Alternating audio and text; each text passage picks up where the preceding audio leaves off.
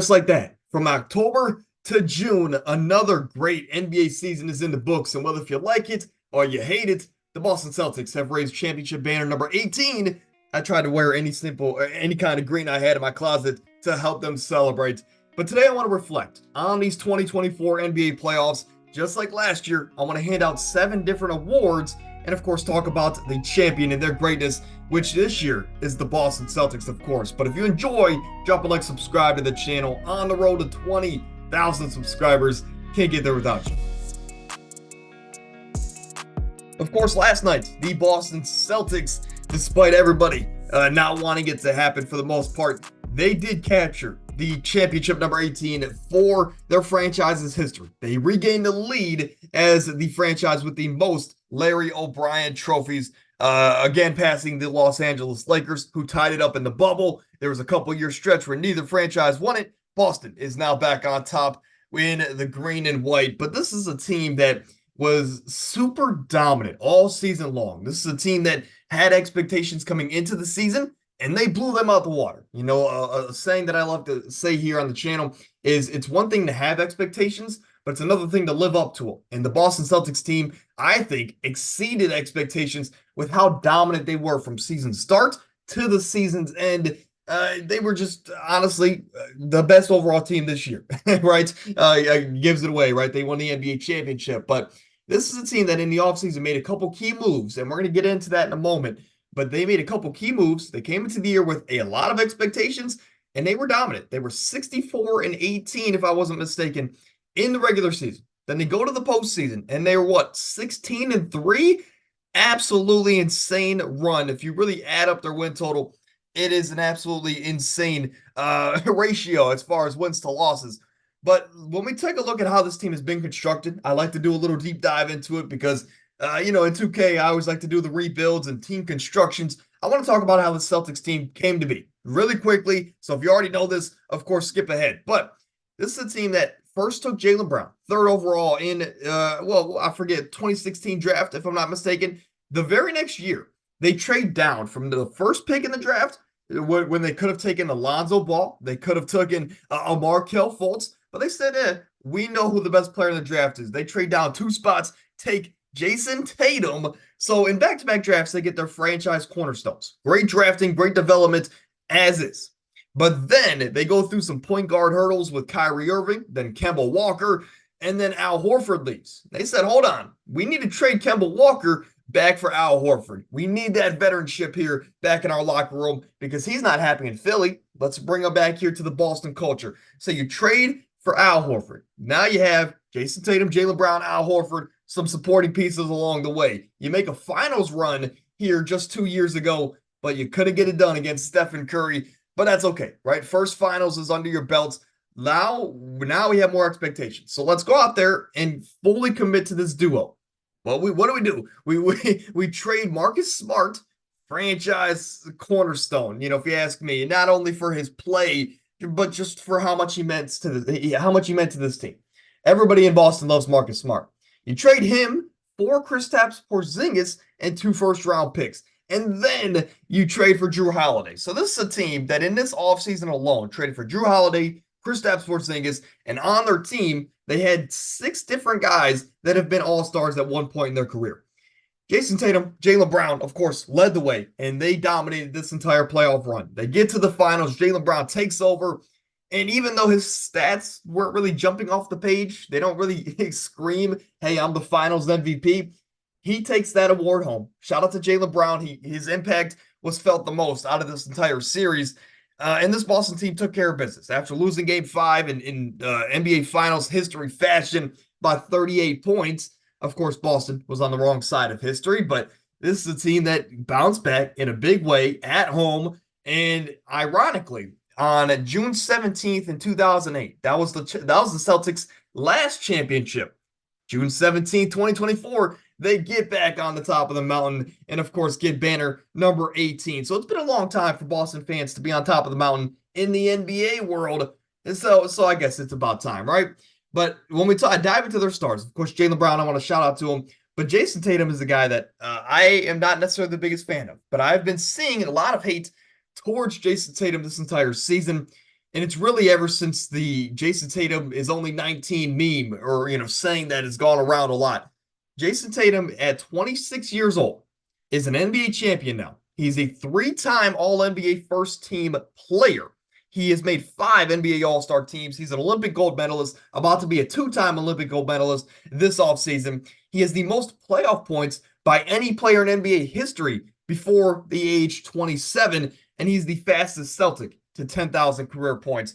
This is a superstar here in the NBA. This is a guy that is a top 10 player in the league. And if there was any questions around that, he cemented that in this playoff run. I understand that he didn't have the Kobe Bryant level finals that we all thought he would come out and try and have because that was his idol. But this is a guy that still had a great individual finals. And he's the first player in NBA history to lead his team in points, rebounds, and assists to not win the finals MVP. So Jason Tatum, I'm not the biggest fan of him, but I'm going to defend him here in this case because he did exactly what his team needed to do. And to me, I understand the stats aren't there, but stats aren't everything. And he showed a great level of maturity here in the 2024 NBA Finals. But overall, this is one of the greatest teams we've ever seen, dominant from start to finish. This is also one of the most hated teams I think we've ever seen in NBA history. But shout out to guys that get their first ring. Jrue Holiday's been there. He's done that before. But guys like Al Horford, savvy veteran. He's like pushing 40 years old. Of course, great player there in Atlanta for many years. He led a couple teams to a top 2, top 3 seed, and even had the one year where they were a 60-win ball club in Atlanta, and they were led by Al Horford. But, of course, they ran into the GOAT, LeBron James. But they had a lot of great teams there in Atlanta. And, of course, Al Horford, great player in his entire career, just can never get over that hump. He finally gets his first ring, so shout out to him. But, of course, Jason Tatum, Jaylen Brown does a lot for their legacy. Jrue Holiday, now two titles with 2 different franchises, both in Eastern Conference, weirdly enough. I don't think we see that often, but he gets over the hump as well. Joe Mazzulla, a lot of questions about him. There was actually just reports that said that he's been coaching on a torn meniscus all season. So shout out to Joe Mazzulla. A lot of toughness goes into that with all the traveling that they have. But go home, get your surgery, get well soon. Derek White is a guy that they traded Romeo Langford for a couple years back, and it was like a whatever trade at the time. But Derek White was a true X factor this entire postseason and the entire season, really. And he's just kind of been their unsung hero in Derek White. I forgot to talk about him, but there's his flowers. Kristaps Porzingis, they traded for him. When we take a step back, he had the single greatest job in America all season long. He was the second options on some nights, but he was never the first. But he was really always the second option on this team. But most nights, he was the third or fourth option, right? So what I meant to say is on a bad night from Jaylen Brown or Jason Tatum, he had to step up. But outside of that, his job was relatively easy this season. Protect the rim, play solid defense, and shoot the three. And then we get to the postseason, and I understand injuries are part of the game. The worst part about really sports in general are injuries. But when we talk just about a player perspective, he had the greatest job in America because he barely played, barely contributed to this team going on this postseason run, right? Now, when he did play in round 1 against the Heat, he was good, right, for the most part. And then in the finals, of course, he had that crazy game 1. And then last night, of course, minimal effort. But this is a guy that only played a handful of playoff games, and he's now got his first NBA championship. But shout out to him. A lot of players on this team deserve their first ring. The franchise, as much as I don't like to admit it as a Cavalier fan, because they beat us on the way to this championship, they deserved it. This is a city that needed it. Again, it's been 17 years, and for such a decorated franchise, it was about time, right? Now, last thing I want to throw out here is that a year ago today, I was celebrating us passing 300 total subscribers on the channel. So I just want to thank you guys. We're currently at over 18,000. So in just a year's time, 18,000 growth, right, is not too bad. So I want to thank you guys at home for enjoying the channel, putting up with me, and, being along the journey. So I want to thank you guys from a personal aspect about the channel. But we're only going to get better. We're only going to continue to grow. Now, that's enough talking about the channel. Let's talk about these awards. So we have 7 different awards to hand out, just like last year. We're going to do the regular All-NBA awards that you see, but we have an extra award that I throw in there, the least valuable player, and that, of course, is at the end of the video, and that's where my fandom is going to get in the way. But without further ado, let's talk about the playoff MVP. Real life, the finals MVP was Jaylen Brown, much deserved, but I like to do these awards, just on an individual aspect. Luka Doncic to be the underdog in every single series of his playoff career. For his playoff career, we talked about it last week or 2 weeks ago. But this is a guy that in every single playoff series that he's been in, not only has he been the underdog, he's faced a top 10 defense in every single series of his career outside of the first round of this season. And for him to this year to go into it and to average almost a 30-point triple double in this playoff run and to lead his team past the LA Clippers in round number one. Now they had some injuries, but okay. Then he goes on to the second round and he beats the second number one seed in his career, in his young playoff career, in the Oklahoma City Thunder. Then you go to the Western Conference Finals and you knock off a team that looked bound to go to the NBA Finals, the Minnesota Timberwolves. So you're if you're the Dallas Mavericks, you beat the number one seed, the number three seed, and the number four seed, and you even took a game off the eventual champions who were far and away the best team here in the NBA. So on an individual aspect, I know the defensive questions were there, but Luka Doncic was just, his impact is always felt. His plus minus is great, right? If you want to dive into the deep analytics, Luka Doncic checks all the boxes outside of the defensive metric. But he gives you everything. He's a great leader, great player, of course. And I think if this is a guy that even took the Celtics team to 6-7 games, we would have a legitimate argument on who is the best player in the world.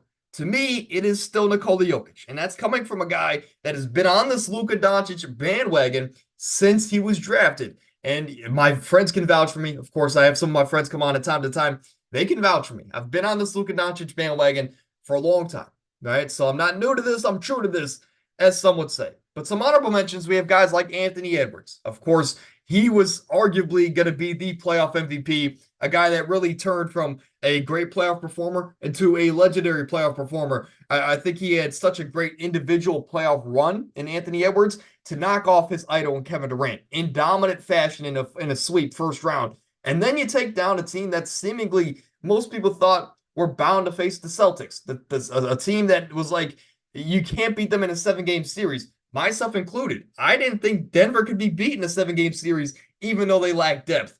But Anthony Edwards did it. He led his team over the top in a tough 7-game series, and his first 2 rounds alone maybe solidified him this award. So if you want to have Anthony Edwards as your playoff MVP, by all means, go ahead and do it, right?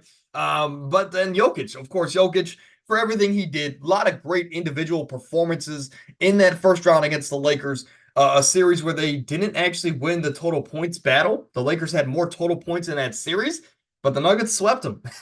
or excuse me, they took care of business in 5 games, if I'm not mistaken. It's been a while, right, since the first round of the playoffs. But the Nikola Jokic, I mean, with the lack of depth and the inconsistencies in Jamal Murray's play outside of the fourth quarter, and, especially the inconsistencies after the first round from Michael Porter Jr., Jokic was he was their heartbeat, right? He was their steady number one guy, and he just proved that you don't need much around him to win. You just need a little bit of consistency around Jokic, and he could take it to the promised land, just like he did last year. And let's not forget, Jokic is doing this as a part-time job, right?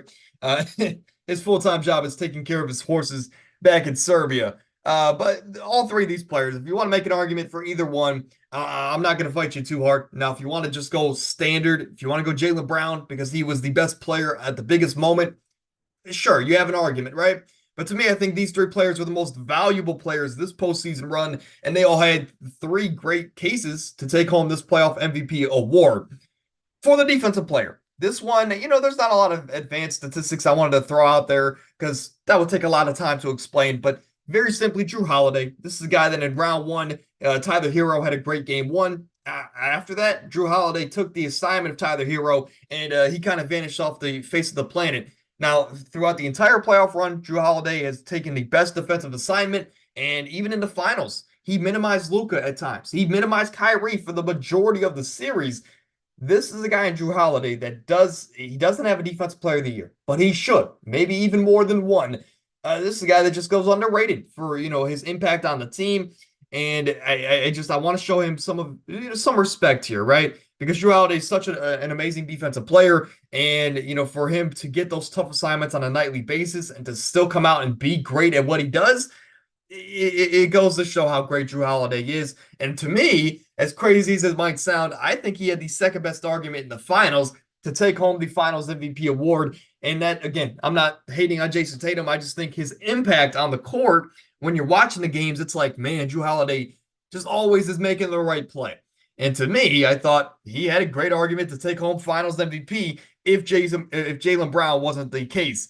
But some honorable mentions here. Again, there's a lot of guys you can throw out here. Miles Turner in the first round, for his efforts in the first round. He was a great defensive player. You have some other guys here. Of course, Evan Mobley for flashes in the first round. Great defensive player on the Western Conference. Of course, you have a lot of arguments on that side of the bracket. But to me, Anthony Davis for that first round series, just as an overall player, you can make an argument for, if we're just talking about the first round alone, Anthony Davis was the best player in the first round. You can make an argument for that, right? But tremendous first round series. He did everything he could to try and stop Nikola Jokic. I think better effort than anybody here that we can see across the league as far as stopping that dominant Serbian man. But Anthony Davis, great defensive player, and he had a crazy first round series. He averaged, 15 rebounds and 2 to 3 blocks a game. Insane numbers. It looked like he was back in Kentucky. Jalen Suggs is another guy I want to throw out there. Just as a dark horse, a guy that not necessarily it was the third best defender this postseason run, but I want to show him some flowers. This is a guy that in that first round was just a true agitator, and he was, slowing down Darius Garland. Though sometimes it seems like that's not hard to do. He slowed down Darius Garland. He would shut down Donovan Mitchell from time to time, and this is the guy that really was the unsung hero of the first round for the Orlando Magic. Dare I say it, he was their second best player in that first round series. And again, he's just like Drew Holiday. He did everything seemingly at the right time, and he really pushed that series to 7 games with Paolo Banchero. So Jalen Suggs, again, great defensive effort in his first playoff run. Want to show him some flowers. Now, when we talk about rookie of the playoffs, I use this based on playoff experience and not league experience. So, of course, if you're looking at me saying, Owen, what are you talking about? Tyrese is like a 4 to 5 year NBA veteran. What are we talking about? Well, again, playoff experience, not league experience. And I do that because I get to show some flowers to some guys that this is their first time on the big dance. And I don't think anybody had a bigger dance or bigger impression than Tyrese Halliburton. Of course, you see his stats there, almost averaging 19 and 8. Of course, great efficiently from the field as always. This is a guy that in the first round got off to a little bit of a slow start offensively, but in the first round, you knock off a team in the Milwaukee Bucks. Sure, no Giannis, but you still took care of business. Round 2, you take down the New York Knicks, a team that most people thought were the biggest challenge for the Boston Celtics in the Eastern Conference. You take them down in a tough series. Then you go to the Eastern Conference Finals. Things didn't go your way, but Tyrese, in his defense, didn't play outside of game 1, which he also had a great game in his defense as well. But Tyrese Halliburton, to take this team, early in the season, this was a team that at one point had the greatest offense of all time. As crazy as that might sound. But then they go and trade for Pascal Siakam. And before they traded for Pascal Siakam, you could have made a legitimate argument that Tyrese was playing at an all-NBA level. So not only do I want to show him flowers for his incredible individual season from start to finish, but this postseason run was just special. I think this was the best overall version of Tyrese that we saw all season long. He was just there, always in the big moments, making the right plays, setting his teammates up, because this team was dealing with some injuries in their own right. This is a team that went into the playoffs missing a 20-point-per-game level score in a guy like Ben Mathurin. Tyrese took that step up, and he did everything for this team on that side of the ball. Also played great defense, and he, to take this team where most people saw as a play-in team before the season, to take them to the Eastern Conference Finals. And to do great individually while doing that, of course, Tyrese Halliburton, I think, definitely takes home this award with no doubt in my mind. But there could be some other guys I'm sure I'm forgetting. But some guys I do want to throw out there. Guys like J-Dub, of course, his first postseason runs with the Oklahoma City Thunder. A guy that went from, I guess, unknown in the general media. Now most people can see that he is on his way to being a great player here in the NBA. He just did everything for OKC in that first round against the Pelicans, of course, next to Shea Gilgeous. And then in the second round, he had a great series against the Mavericks for the most part. Of course, he had one or two down games, but that's going to happen. But still, J-Dub, a great first impression here in the postseason. And Paolo Banchero, talking about first impression, I'm a Carmelo Anthony fan. I hear all the rumors and I hear all the comparisons between Carmelo Anthony and Paolo Banchero. I see it, right? I see it. I think he's a little bit more physical than Melo was early in his career, and that's coming from a Melo stan. But Paolo Banchero, I mean, you can't have a better first series. The only thing he didn't accomplish was winning the first round. But to average the numbers that he did, to step up and be as dominant as he was in that first round, really goes to show how special of a player he's going to be in a couple years down the line. But a lot of these players, great first playoff impressions. Again, I go off of playoff experience, not league experience, to clear up any questions about that. But when we talk about most improved player, I could have went with a role player. I could have went with a guy that played a viable role on the Celtics. I could have went in a couple different ways. Maybe a Derek White, right, could have taken home this award. But I went with Shai Gilgeous-Alexander, a guy that probably in most eyes should have won the NBA MVP this season. Of course, that went to Jokic, but Shai was the runner-up for a reason. He averaged 37, 6.5, great efficiency, and a total of 3 blocks and steals. Of course, leading the youngest number 1 seed in NBA history to the second round of the playoffs. And of course, experience is what got in their own way of taking them to the Western Conference Finals, which would have been a very interesting series between the Thunder and the Minnesota Timberwolves. I don't know who I would have taken in that series, in all honesty, but one of the youngest leaders in the league, and he's just a special player. You can argue this is a guy that's already in the top 10 category for top 10 best players in the world. But this is a guy that went from, in his first postseason run, right? Well, he's been in the postseason twice before this. And let me clarify. But, this is a guy that went from being a career, in his career, right? In his postseason career, he's been a bench player, right? Or he's been a spot starter from time to time in his early career with that young Clippers team that made a run to the playoffs against, at the time, the Warriors. And we remember that they got a game off the Warriors. Great series if you go back and watch it. Patrick Beverley, of course, and Kevin Durant, big matchup in that one. But Shai Gilgeous-Alexander has been to the postseason twice in his early career, with the Clippers for one, and then in the bubble with Chris Paul and that 3-guard lineup. He hasn't been the star player. This was the first time he's been the star player and the go-to guy of his team. And boy, did he show out.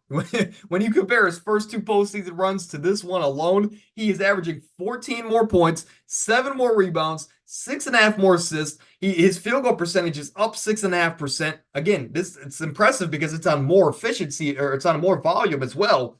His 3-point percentage is up. His blocks are almost double. And of course, his winning record shows as well. This first time he's been out of the first round, if I'm not mistaken, here in 2024. But shout out to Shai Gilgeous-Alexander, right? We know he's a superstar level player, but for him to come out in his first, one of his first real postseason run as the go-to guy, he did more than I think we could have expected. This team's going to be scary going forward, and I can see this being the new Boston Celtics because of how much draft capital they have. So whether if they decide to keep drafting younger players or they decide to make a couple big splashes for superstar players, this team's going to be scary. And I'd be shocked here in 2024. I'll say this, that if by 2030 this team doesn't have at least 2 NBA championships, I'd be kind of shocked with how much talent they have.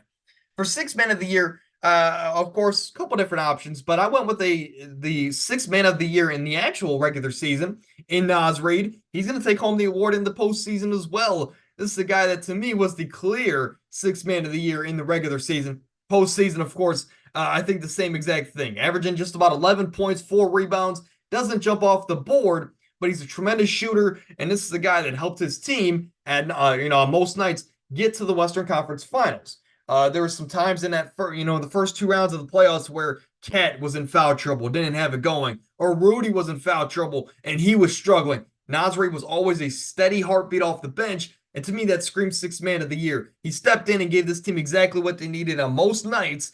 And of course, was just an impactful player. That's what you look for in your sixth man. And I don't think there's any better than a guy like Nas Reed. But some honorable mentions. Deuce McBride had a tremendous postseason run for the New York Knicks, especially in that second round series against the Pacers, where, excuse me, it was in the first round against the Philadelphia 76ers, where Dante DiVincenzo wasn't playing much. They threw Deuce McBride in there. He brings a little bit more defense. And of course, he was a great scoring addition next to a guy like Jalen Brunson, a guy who desperately needed some scoring punch next to him. Now, my only fear for Deuce McBride going forward, he might not be in Nick for too much longer if the plan is to go out there and get a Mikal Bridges to complete the Villanova 4.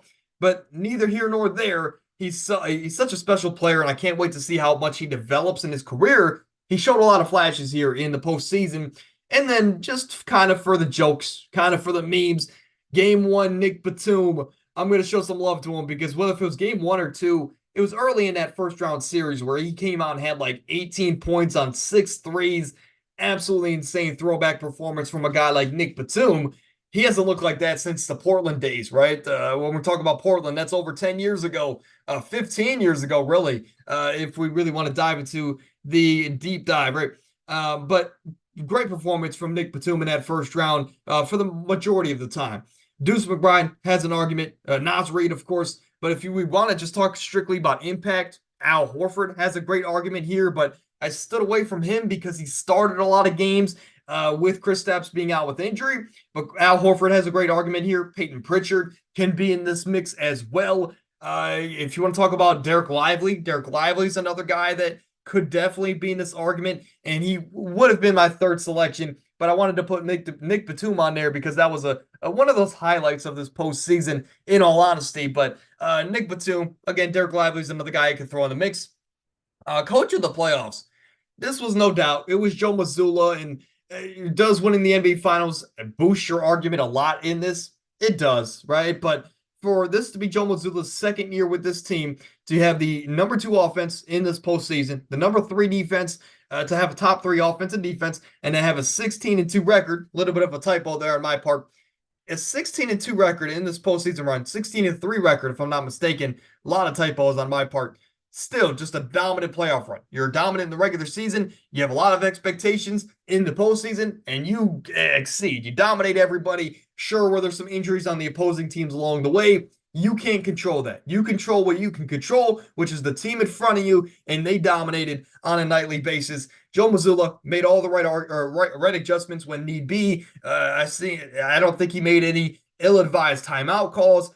This is a guy that was just level-headed, and he was just super confident, and I just like the job that he did. Of course, not a lot of people are believers in Joe Mazzulla. I wasn't a big believer going into the season, but quickly into the season, of course, we talked about it on the pod. Joe Mazzulla is the real deal as the head coach, and Brad Stevens, who stepped down from being the head coach, made the right hire here in Joe Mazzulla to take over the job and lead this younger core to the NBA promised land, which is the finals. But some honorable mentions. Jason Kidd to lead a 5 seed to the NBA finals. Absolutely a great accomplishment. Rick Carlisle, on the Eastern Conference, led a 6 seed to the Eastern Conference finals. So 2 great coaches, a lot of experience here in the honorable mentions category. But of course, Joe Mazzulla to win the NBA finals in your second year with the team. Great, great accomplishment. When we talk about least valuable player, we might as well head over to the honorable mentions. A Lakers fan will be screaming at the TV, at your phone right now or laptop, wherever you're watching, and saying it's D'Angelo Russell. Look, you have a great argument. I'm not going to fight you. Pelicans fans would say Brandon Ingram and say, you know what, we want Brandon Ingram as far away from our team as possible. But I'm going to be a biased Cavs fan, and I'm going to be a frustrated Cavs fan even a couple weeks after the fact. And I'm going to say it's Darius Garland. You look at his stats and you're saying, that's not that bad. But then you get to his plus minus. and then you really go back and you watch those games where a lot of his points came when the team was already down by 20 points. They were late in games, and he was getting, he had 1 or 2 big games each series, but his impact on the court, it seems like you always forget he's out there as a Cavaliers fan. And this is a guy where before we got Donovan Mitchell, We said we don't need that star player. Let our young core grow and develop around Darius and Evan Mobley, and we're going to have a special championship contending team in a couple years. We thought that about these two. But, Evan Mobley, I'll say that. Evan Mobley did have a solid playoff run, but Darius Garland didn't. And this is the second year in a row with the pairing of Darius Garland and Donovan Mitchell where it just hasn't worked at the highest level. And, we see this in the regular season, but it doesn't get highlighted as much because we're Cavs fans and we're in Cleveland. Of course, we're not going to get the media attention. But this is a guy in Darius Garland, and in big games, seemingly disappears 9 out of 10 times. And I'm being generous with that 9 out of 10 times. And it's frustrating watching him because defensively, he's a liability. Offensively, if he's not chucking shots, it seems like he's just lost out there. He's not contributing offensively. I'm not the biggest fan of postseason Darius Garland. And as the, frustrated Cavaliers fan that I am, and knowing the potential that Darius Garland has and the fact that we're not seeing that in the postseason, especially when Donovan should be the go-to guy. And he is the go-to guy. But sometimes we need that secondary guy to be the guy, kind of like the Boston Celtics. Darius Garland's not doing that here in the 2 years with Donovan Mitchell. And he's most likely going to be on a different team next year. Though I would actually, weirdly enough, now that we're far away from the season's end, I don't want to see us trade Darius Garland. Now, it depends on who it's for. Let's say, hypothetically, it's for Mikal Bridges. I would entertain that, right? But I don't want to just trade him away just to trade him away, just to say that we made a move this offseason, because we're already kind of doing that with the head coaching position. Regardless, I'm getting into a Cavaliers rant. Least valuable player, Darius Garland. He has no aura on the court, but overall, you just don't feel his impact. And if you do feel his impact, it's always negative, it seems like, in the postseason. But a quick little recap here. Again, a lot of different options for all of these awards, and you can make a great case for a lot of people. Defensive Player of the Year of the playoffs, Jrue Holiday, for taking the toughest matchups against the best teams in the league at the highest level, and he performed every single night. Rookie of the Year, again, playoff experience only. We're going to go Tyrese Halliburton, leading his team to the Eastern Conference Finals. Most improved, Shea, first postseason as the go-to guy, and boy, did he show out. Sixth man, it goes to the Nasri in the regular season, postseason as well. Least valuable player, Darius Garland. Joe Mazzulla, coach of the postseason run. And then the MVP could be Anthony Edwards, could be Jaylen Brown, could be Nikola Jokic, but I'm going to go with Luka Doncic for being the underdog and just playing the way that he has, with all the attention he gets. We're watching a special player on our hands, and this guy is a top 3 player in the world. Of course, I'd have to get your guys' take on that in a couple weeks. It's really between him, Jokic, and Giannis, in my opinion, right? Bakari and I were talking about this off the podcast just a few days ago. Who is the best player in the world? And if you're here at this point in the podcast, let me know down in the comments, who is the best player in the world, right? I think it's clearly Jokic, but outside of Jokic, who's that next group of players, right? Because to me, the top 4 players in the world, Jokic, Luka, Giannis, and Steph Curry. Steph Curry, does he still belong in that argument after last season? I still think he does. And if those are the top 4 players, how do you rank them, right? To me, it's really a toss-up between Giannis and Luka Doncic. I just don't want people to forget how quickly forget how dominant that Giannis is on the NBA court when he's healthy, just like he showed this season. But I'm getting off into too many tangents. That's episode 178 or 183. If you enjoyed, drop a like, subscribe to the channel. Again, in just a year's time, we've amassed over 18,000 of you to put up with me on a weekly basis. But if you're new and you made it to this point, we do drop 4 videos a week, 2 fantasy football videos, 2 podcasts, Monday through Thursday, every single week. We don't mess around here. So if you're interested, again, support the channel, share the podcast, tell a friend to tell a friend. But until tomorrow, where we have some fantasy football content, and then on Thursday, Amir joins the show, we're going to be predicting the records of the AFC East. So if you're interested, of course, come back to the channel. But until then, stay happy, stay healthy. And that is the wraps. That is the bow on this year's NBA Finals.